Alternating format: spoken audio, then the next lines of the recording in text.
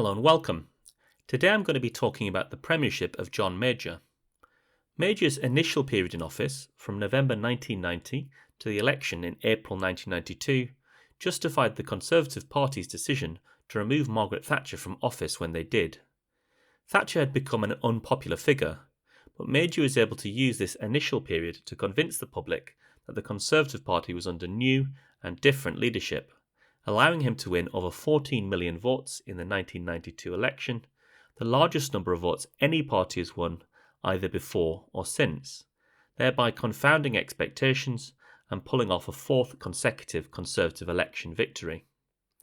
The victory, however, left Major with a much diminished majority in the House of Commons and therefore sowed the seeds of the problems Major was to face in the second phase of his leadership from April 1992 until Major's historic defeat at the 1997 election.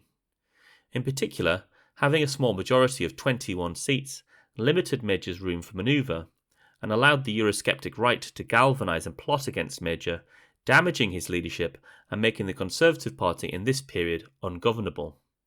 But it was the crisis of Black Wednesday that looms large in this second period, damaging Major's economic credibility and producing a poll lead for the Labour Party that was irrecoverable, especially given the internal problems Major faced in holding his party together in relation to the ever-vexing question of Europe. To understand Major's leadership, it's worth first reflecting upon why it was that the Conservative Party felt compelled to commit regicide in turning against Thatcher and forcing her to resign from office on the 22nd of November 1990. After all, at this point Margaret Thatcher had won 3 elections, 2 of which delivered landslide majorities of over 100 seats for the Conservative Party. By 1990, Thatcher had been in office for 11 years, and by this point she totally dominated her cabinet with sheer force of personality.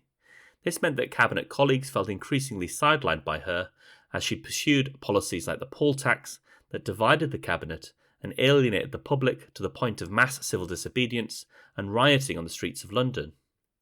The final straw for Thatcher came when both Nigel Lawson, her Chancellor, and Geoffrey Howe, her Deputy Prime Minister, resigned, with Howe citing her leadership as the reason for his departure. This led to a leadership contest in which she won just short of the amount required to win outright in the first round. Seeing the writing on the wall, Thatcher resigned, and Major entered the second round of the contest, winning the leadership with her backing. Major inherited a massive majority, but the unpopularity of the poll tax had gifted the Labour Party a strong lead in the polls, so the Conservative Party were gambling that fresh leadership would allow the Conservative Party's fortunes to recover. In order to succeed in these circumstances, Major would need to convince the voting public that the change in leadership was, in effect, a change of government. This would necessitate changing direction in relation to unpopular policies. This led Major to ditch the unpopular poll tax, replacing it with a system of council tax very similar to the rates which Thatcher had abolished, and signal an increase in public spending, with more money going to the NHS to bring down waiting lists. This led key figures like Ken Clarke to describe Major's approach as, quote, Thatcherism with a human face, because whilst there was change, Major's government would continue with core Thatcherite policies, such as privatisation and pit closures, with British Rail being privatised in 1994. One of the key challenges Major was to face in this period was the continued presence of Margaret Thatcher on the back benches in the House of Commons and then in the House of Lords from June 1992. Her position in public life would allow her to seek to influence Major's government, with Thatcher commenting, quote, I shan't be pulling the levers, but I shall be a very good backseat driver. This was a big challenge for Major, particularly as Major was Thatcher's chosen candidate in the leadership election. As time went on, the relationship between Thatcher and Major became toxic, with Thatcher openly plotting against him and speaking publicly about major policy disagreements, especially over Europe. This made it difficult for Major to escape Thatcher's shadow during his premiership, and it poured fuel on divisions within the party. But it might have been somewhat helpful for Major before the 1992 election, as it allowed him to define himself as different from his immediate predecessor. During this first period of government, John Major negotiated the Maastricht Treaty with European leaders, securing British opt-outs in relation to the euro and the social chapter. At the time, Major described his negotiation as, quote, game, set and match, and Conservative Party colleagues largely agreed with this assessment. The biggest success of Major's early leadership was his unexpected victory over Neil Kinnock's Labour Party at the 1992 election. Major was expected to lose the election because the party went into the election behind in the opinion polls and the country was in the middle of a recession. After 13 years of Conservative government and facing a Labour Party that had been reformed significantly under the leadership of Neil Kinnock, most commentators expected Labour to win. The success of the Conservative Party's campaign can probably be put down to their successful exploitation of voters' lingering concerns about the prospect of a Labour government. Their poster campaign featured claims that there would be a tax bombshell under Labour and that Labour would impose a tax double whammy if they won the election. In response to these claims, Labour published their tax and spending plans in full, including higher taxes for higher earners and an increase in the personal allowance, which would have meant that those on lower incomes would be much better off, but those on higher incomes would be worse off. In the end, many commentators thought that the shadow budget was a mistake, although it's unclear what effect, if any, it had on the election campaign. Another factor that helped the Conservative Party was the overwhelming support they received from the right-wing print media, with the Sun newspaper declaring, on the day of the election, that if Neil Kinnock wins today, will the last person in Britain please turn off the lights? And then leading the next day with, "It's the Sun what won it," when it was clear that Labour would not form the next government. In the end, it became clear that the polls had overstated Labour's support in the country, which was evident from the fact that even the BBC's exit poll, which was based on actual votes from real voters on election day, predicted a hung parliament rather than a Conservative majority. In any event, the election victory was a hugely successful moment for the Major government. But despite the fact that they received over 14 million votes, the highest number of votes either before or since, their majority was reduced to just 21 seats, which meant that Major's room to manoeuvre politically was immediately diminished. Just 5 months after the election, on Wednesday the 16th of September 1992, the government was rocked by crisis as financial markets bet that the pound, which was locked into a fixed exchange rate regime called the ERM, would be forced to devalue. The government responded by buying up pounds to support the currency and by increasing the interest rate, first to 12%, then to 15%. Despite this extraordinary government action, the sell-off of pounds continued, and the Chancellor was forced to announce that Britain would leave the ERM.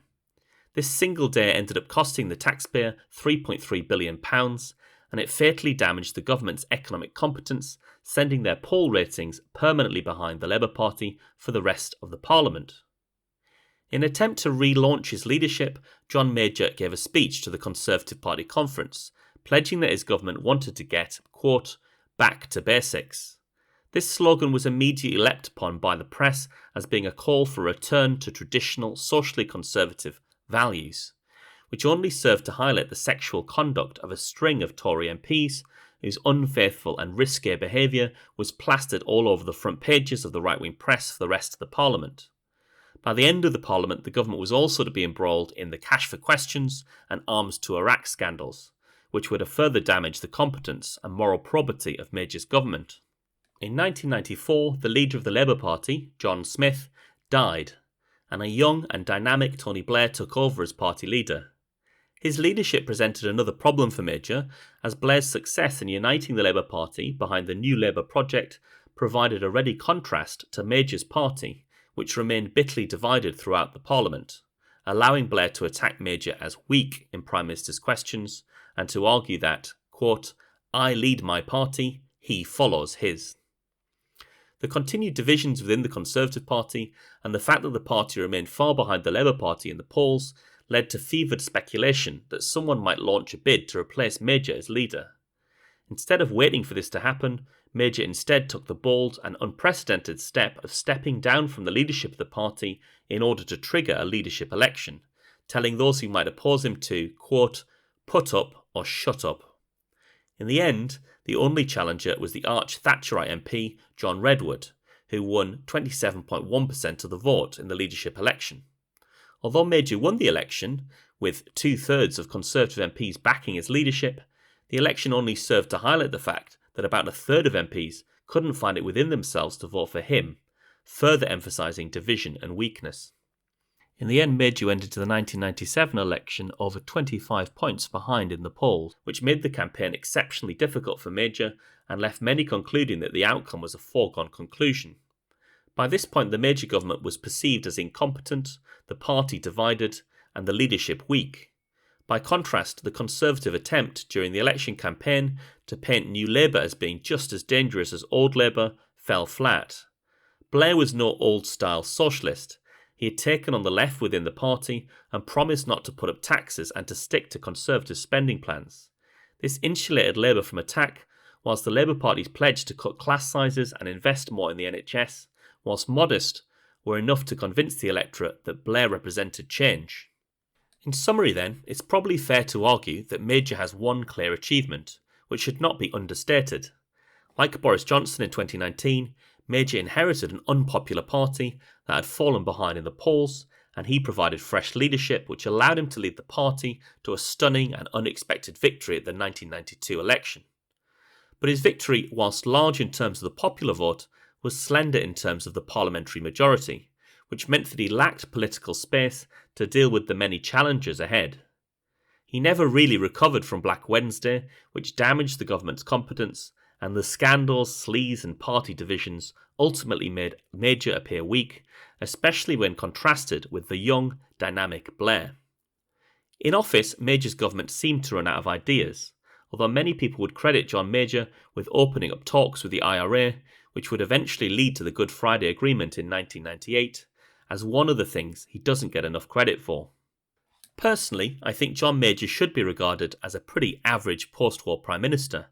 He had few domestic achievements in office, and his major success in winning the election in 1992, whilst not an inconsiderable achievement, left the Conservative Party much weaker than it had been and led to a chaotic period of office and to a catastrophic defeat in 1997, which the Conservative Party wasn't to recover from until Cameron won office in 2010. Taking a much longer view, it's also clear that Major didn't define his own agenda as distinct from that of Margaret Thatcher, something that the Conservative Party still wrestles with now. Thank you for watching this episode. I hope you found it to be a useful summary of John Major's period in office. If you liked this video, do share it with others and like and subscribe to the channel. For now, goodbye and best wishes.